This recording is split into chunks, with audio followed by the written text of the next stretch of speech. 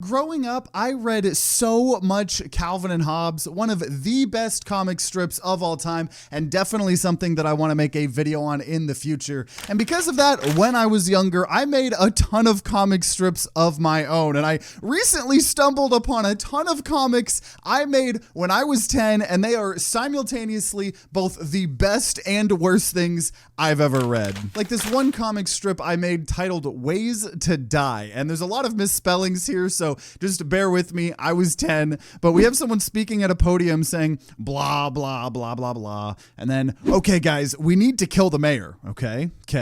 We could break that window and throw him out of it, or shoot that ladder so it falls and lands on the fire hydrant and it blows that car up, or we could shoot that man, throw that man, or you... I don't understand. And then someone's saying, or you could distract him while, no. We need to do this, then that. See, we'll cut that so it lands on him. I don't know why there's a car with a blade guillotine right over. Or he's imagining, or we could, blow him up and all of his friends just leave him. He says, wait, where are you guys going? The other person says, we shot him. He's dead. Oh. And he's sad that he didn't get to do the assassination. Why was I thinking of these things and thinking of assassinations in my 10-year-old comic strips? I'm not sure. And so I made a couple other one-page strips under what I called the Cupcake Chronicles, or apparently that's what I changed it to after originally naming it the Daily Cupcake. And I'll get to more of those strips later, but the biggest thing I wanted to show off was a 20-page comic book called Number Bots, with the M replaced with a number sign apparently, and 20 pages across a lot of chapters was a huge amount of dedication for 10-year-old me. And I purposely did not read this comic book when I found them because I wanted the reactions to be as genuine as I could. Those Cupcake Chronicles, I read some of them, they were very short, but for Number Bots here, I did not read it, and we're going to give you guys my live reaction of this comic right now.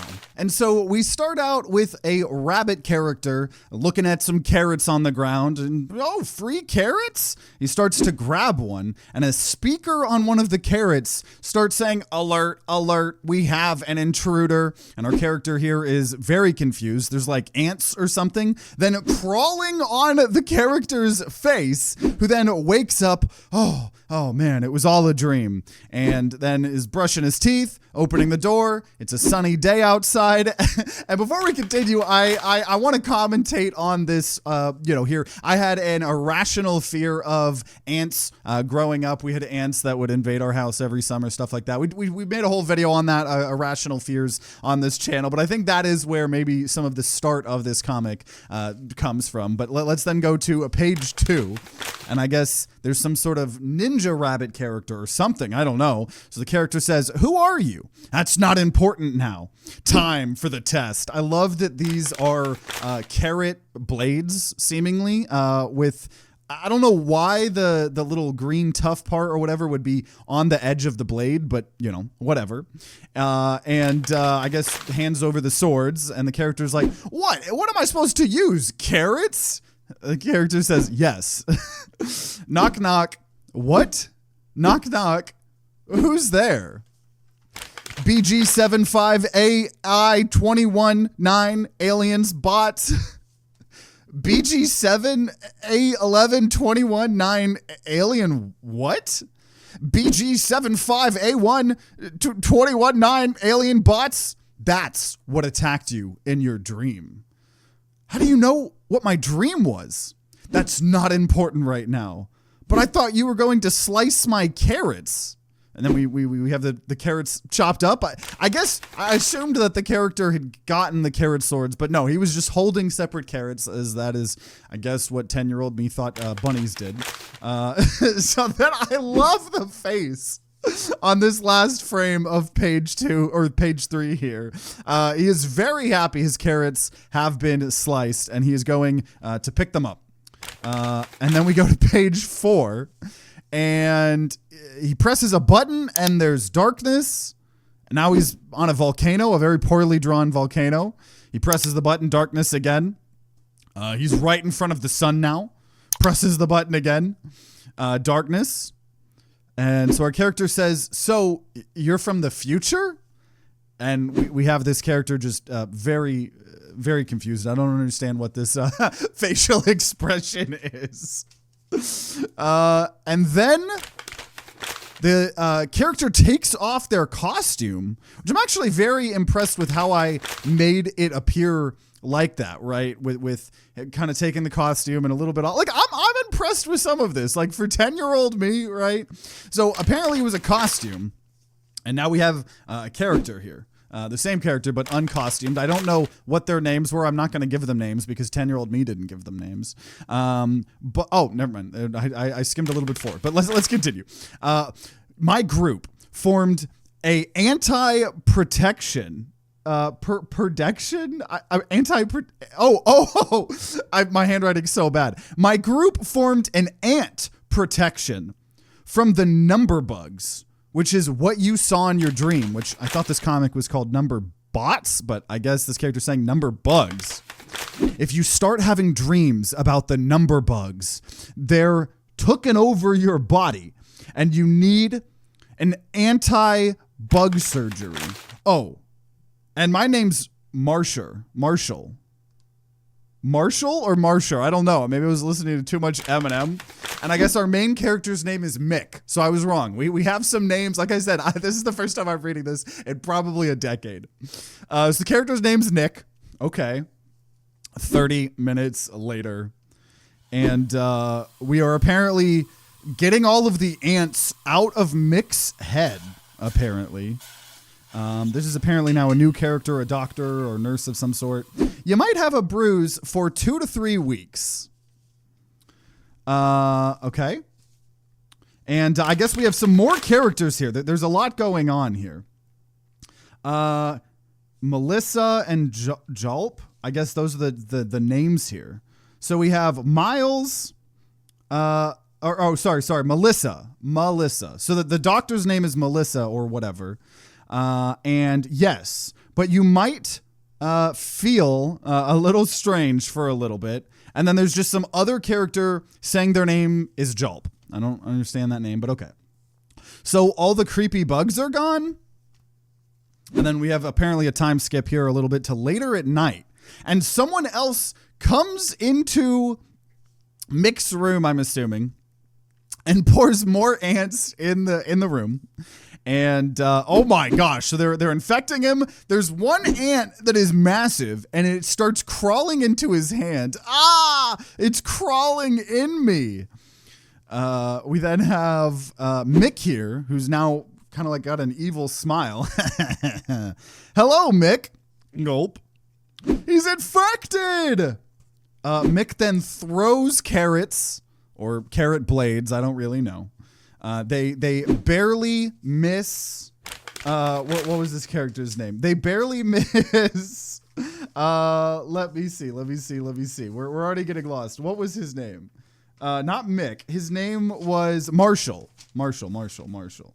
Right. So Marshall dodges. And then there's an alarm going off. Alert. We have a virus. Then I don't know what character that is. Mick going into the men's bathroom, opening a stall, starting to read a newspaper or maybe my comic strips. There's then some police that are coming in. Put your hands where I can see them. Then someone else, I believe this is Marshall, saying it's not his fault. He's been infected by number bots. So we're going back to now the name of the comic. I'll give him the surgery. The cop just says, okay, sounds good. So we are in a different surgery thing now because now this one is pulling from my stomach or from, Mick's stomach. Okay, the bugs are out. So we got them out again. Everybody's okay, right? We got Mick and Marshall just sitting there. Someone kicks through the door and starts kidnapping Mick. Help! 15 minutes later, Mick is tied up in a dungeon. There's a skeleton hanging right next to him. And there's an evil character saying, ha ha ha ha. Mick's like, what do you want from me? Just to infect you with a permanent mega number bot. Yep, as I bet you're guessing, I made the bots. Well, yes. We have a locked container of one of the permanent mega number bots. That looks pretty crazy. Gulp. And that was book 2. That was book, that was book 1. So first impression so far, I could not spell for shit. That is something that I have learned. 10-year-old me anyways. Honestly, I really like this. I do remember as a kid being not obsessed, but just very into the trope of like people getting kidnapped and then tortured. I don't know why. So I feel like I'm seeing a lot of that pop up here with getting infected by the number bots or number bugs, as it was earlier, and then having to just constantly tied up and had the number bots slash ants extract. Also, I don't know why these characters are bunnies. I think this might have been because I didn't want to draw stick figures because I thought those looked a little bit bad, right? So I always wanted to try to do something a little bit more. But you know what? The names are also very interesting. But you know what? I'm intrigued. So let's now jump to book 2. Okay, so we're continuing the story here, and I don't know what is going on here. I don't know if we're starting to now have this permanent mega bug, like starting to stab into our protagonist here, Mick, who looks like his shirt changed. Before I knew it was Mick with the lined things, but I'm not 100% sure. Hands up. This might have been the villain, actually. I'm not 100% sure because he's then saying, "You in what army?" So we have the cop. Also, I love the gun that the cop is holding. I had to lean into the carrot rabbit type thing very heavily. So he's holding a pistol, which just then has like a carrot sight for some reason. So the cop says, "Oh boys." And a bunch of comic shenanigans. Bang! Some crazy things going on. We don't know exactly what's going on. The cop says, "Where'd he go? A little help, please?" And then also says, "Okay." I don't quite understand this. But we have some now army rabbits here. There we go. There's Mick. There we go. Striped shirt. So I had continuity here. He gets unhooked.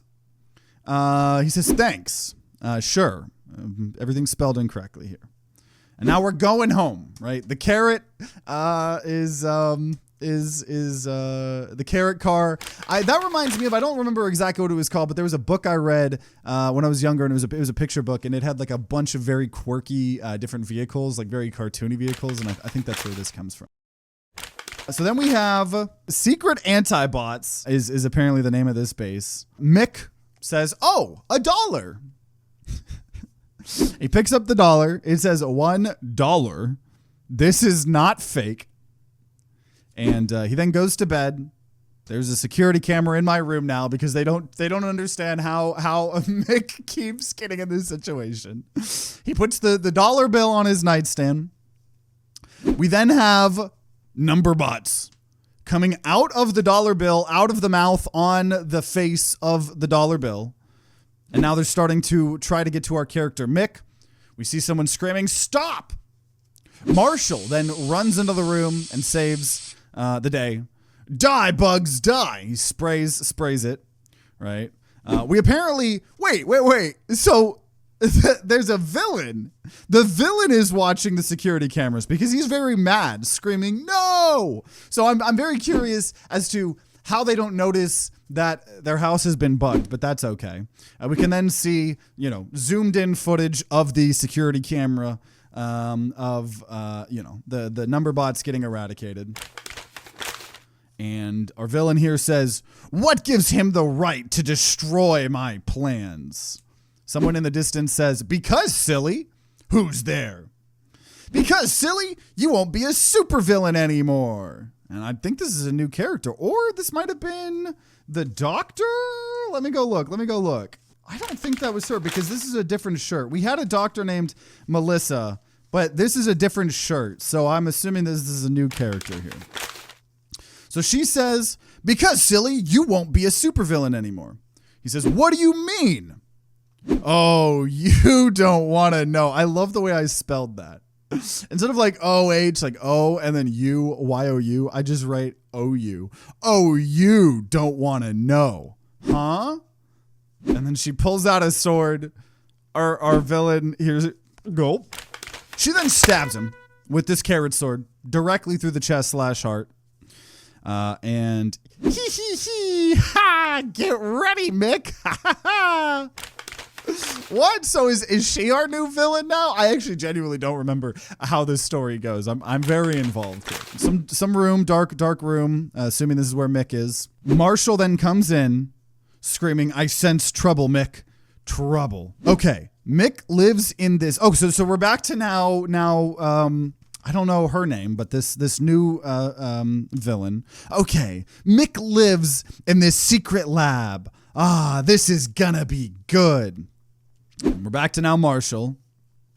Mick, I sense a war between the world and its disturbance. I don't know. I mean, I guess that makes sense. The world is going to be fighting whatever is disturbing the world. Very interesting way to put it. Mick says, so what does this mean? Are we in trouble? That's a very good question, Mick. Marshall just says yes. We're still in book 2 here, apparently. I feel like book 2 is a lot longer than book 3, book 1. So now we're on the next day at 6:30. I like that 6:30 I kind of wrote in sort of the way that the number bots looked. And so Marshall says, wake up, guys. And everybody's like, yawn and yawn. Okay, so the villain isn't Melissa because Melissa is right here. So, hey, sup, hi, hello, guys. Guys, come in here for a second. We have a character. I don't know who this. Oh, this is Jalp, probably. I don't think Jalp has been a main character in our story here, or at least, but he's speaking, and he's asking, "Are those number bots?" Marshall says, "Sort of. These are special, good, rare number bots. This is X. This X is a poison extract. This triangle is an invisible extract. This circle is a healing extract. And this square is a fake extract. Pull the lever and the extract will come out." Okay, so that's book 2. That's the end of book 2. So let's reflect now on book 2.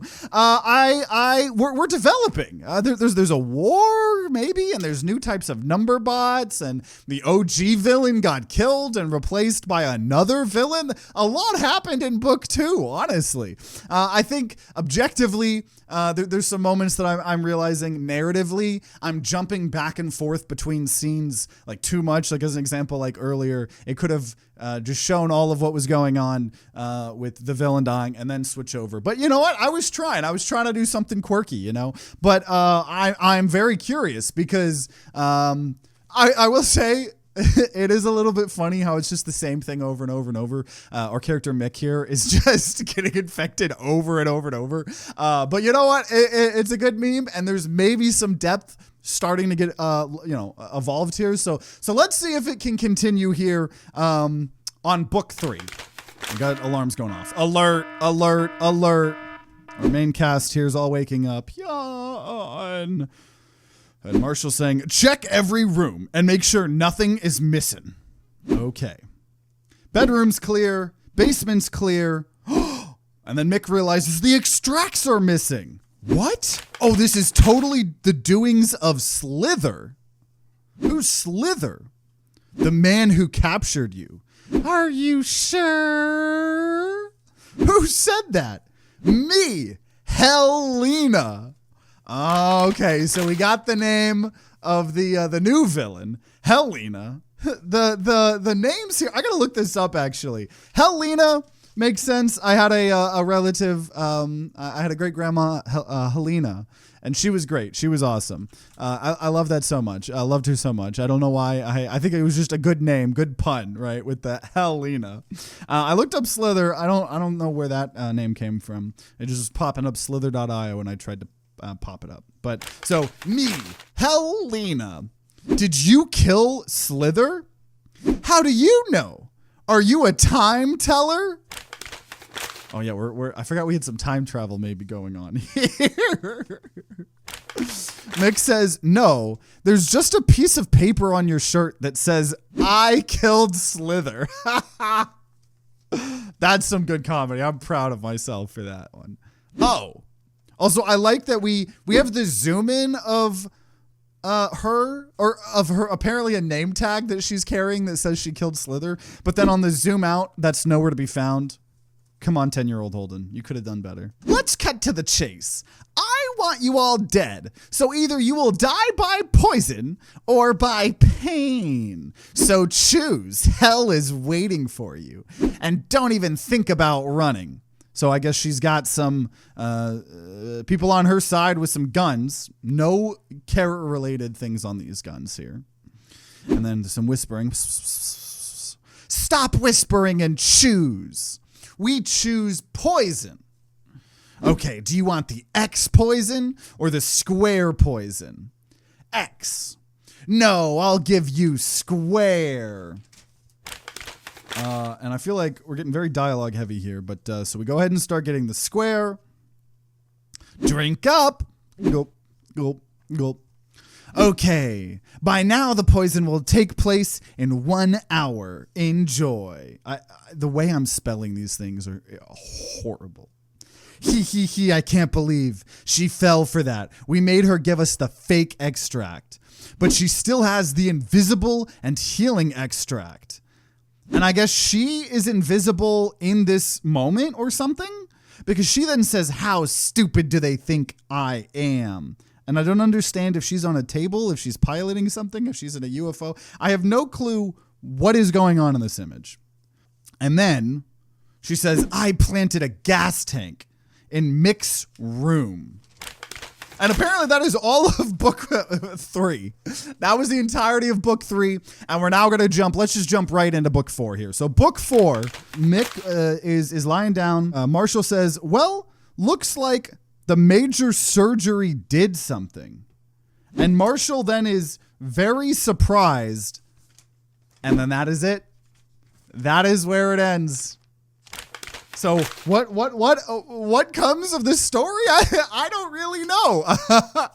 I kind of wish I had wrote more, because I am curious what kid me had plans, right, with the war. I think it's very funny that there were 4 special number bot poison things, and one of them, of course, had to be a fake. So then, for the plot reasons, the cast could then do it, but they did the fake out, right? They said the poison one. Here, let me go back. I think, yeah, they said X because they knew that she was gonna probably bamboozle them, right? So they said X, which was the poison. She then reverse psychology gave the square, but apparently she then, my assumption, put a gas tank in the room. He got sick, had to have another surgery, and I don't really know where I was going to go from there. If I had to guess, this was, you know, if I'm estimating that I wrote this when I was 10, right, and I am 26, I think right now.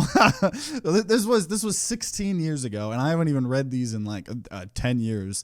My guess is he was going to have woken up and maybe gotten stronger or something, and then maybe actually went to go battle the facility, right, or something. Or maybe she, Helena, would have, been in the facility and maybe done another attack. Knowing me, I really liked betrayals as well, so I could have seen if one of the main cast had betrayed the main cast or something. I'm not 100% sure, but that was the biggest comic strip. That is what I wanted to be the highlight of this video. But now that we've gone through all of that, I do now want to just go over a couple more of the just one-page strips from the Cupcake Chronicles. So I want to include the front cover now of Cupcake Chronicles, and I want to read this, and I'm not going to lie. Some of this I did read ahead of time, especially because it was literally at the front of my notebook, but I was a bit shocked at some of what I said. None of it was too bad, but, you know, growing up here in Texas, I did use some language that I would not use anymore. None of it was racist, I will say that, but we have a character saying, "We are not responsible for the death of laughter at the following: guys jumping off buildings, cupcakes, something guys, cupcakes, mentally something superheroes, blah, blah, blah, blah, blah. It's Saturday Night Live, right? So, a little bit edgy, I would say. So now we're going to go to one of the comic strips here called Shopping Spree. So we start off with apparently Bill Gates' daughter. And Bill Gates is saying, your mother and I have decided to give you a credit card for emergencies. Don't spend it all. It's for emergencies. Thanks, Dad. I'm glad we gave her that credit card. You know, I can know for sure she's safe. Yeah. 2 hours later, and for some reason I wrote the words poor coloring. And she's back. She says, I'm home. What did you buy? A pony, a Walmart, Dallas, the Dallas Cowboys, socks, a McDonald's, ... And then Bill Gates is like so surprised and upset, right? I guess that was the joke, was rich people giving a credit card to someone and then them overusing it. I don't think this one was very good. Let's move on to the next one. We have Mental Man. I'll help you, a superhero says as someone is on a burning building screaming for help. He goes and picks up the character and then drops him on a board where there are piranhas or sharks underneath, apparently. There's now someone else swimming in shark-infested water saying, help! And Mental Man here flies by and says, aw, he's swimming with dolphins, as our guy is screaming for help about to get eaten by a shark. We have another person on another burning building. A lot of burning buildings here. Help! Mental Man picks him up and puts him on another burning building. I guess, yeah, there are a lot of burning buildings. So he saved him by moving him from one burning building to another. I'm a hero! End. Okay. And then the last one we have here, the last finished one, is just called Video Gamer. Ha, you stupid computer. The computer says, that is not nice. What'd you say? I'm going to haunt you. I know what you're trying to do. You're trying to make me kill myself. Exactly. And if you don't, I'll haunt you. I'm going to make your life miserable. Oh, and then it's in the trash can. I hate you. So some of those are okay. We do then have apparently the next comic I was going to write, but it is unfinished. It's kind of crazy to see some of these in kind of more unfinished states. But I definitely don't think those were as great as the number bots. But there were some decent bits there, and then this is just kind of like a little bonus for the video. And I didn't know if I should include it because I don't think it's actually that great, but it was a comic strip that I found that I did for a history project in AP Humanities, apparently, and it was about the Punic Wars, featuring Rome and Carthage. Rome has Tubilius, Cornelius, and Ametinus, and Carthage has Hannibal and Hamilcarbarca. I don't know. So we have Sicily saying, help! And Rome and Carthage are running to Sicily's help. I also love these little puffball characters I did. I remember doing these a lot. So this was probably when I was like 15 or 16. This was like 5 years later, probably. Sicily is dead, and Rome and Carthage are now arguing. You killed him. No, you did. Sicily then apparently comes back alive and says, you saved me, Rome. I will always follow you. Rome then attacks Carthage. A few decades later, Hannibal sneak attacks Rome. Ha ha ha, sneak attack. And then Publius Cornelius kills Hannibal and says, no one sneaks up on me. Now we control this. Rome does. And then even more decades later, Amminus or whatever, George, burn, baby, burn. And they're burning Carthage. The end. So I don't really know history. Honestly, I don't remember much of this. If you're a history buff, let me know how accurate that was. I will say, apparently my teacher, although asked, second plus third wars, like what's going on? I apparently got 100 on it. So, I will say that. And yeah, I don't know. That was just so much fun, especially reading the number bots for the first ever time. And I wrote a ton as a kid. As a kid, I read so many books. I wrote so many short stories. I even found a book of edgy poems that I wrote when I was around the same age. So if you're interested in hearing some edgy poems and more, let me know in the comments down below if you want to see more types of videos like this. I thought it would just be really fun and a way to kind of immortalize, at least in the extent of the YouTube-ness, you know, some of these terrible comics I wrote and share them out to you guys. And I know it's been a long time since we even made a video on this channel. I've just been continuing to grow our gaming channel over at Time to Grind to the point where I'm now hiring editors part-time to help on that channel and even on some of these videos. So I promise there is more awesome stuff coming to this channel. I got a lot of stuff cooking, and so hopefully you guys enjoyed this. This has been something I really wanted to do ever since I stumbled on these comics and stuff like that, and we're just getting started, I promise. There's going to be so much stuff on this channel over the years. I'm very excited for you guys to be here on the journey. You know, I'm holding on here just like y'all, so make sure you guys subscribe and ring that bell to get notified when more awesome stuff comes out on this channel. And, you know, go write some comic strips. Go be creative. I don't know. Do something. Or continue to watch my videos. That's okay too. But I'm holding on here, like y'all, like I just said, and I'll see you all next time.